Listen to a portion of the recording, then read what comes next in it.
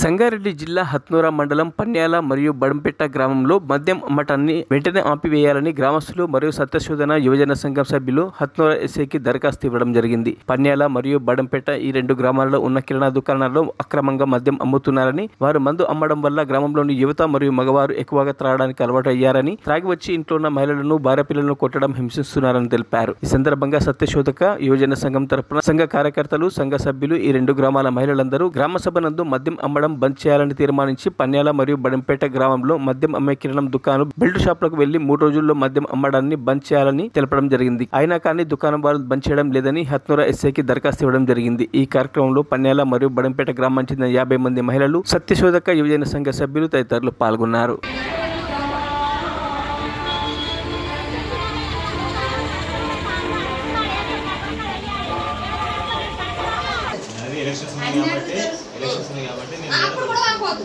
Election తర్వాత మదన ఏమంటారంటే election టైంలో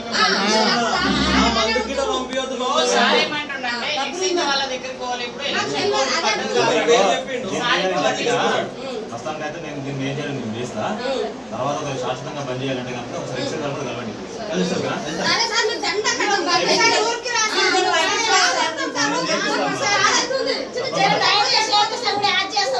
నేను తప్పకుండా చేపిస్తాను.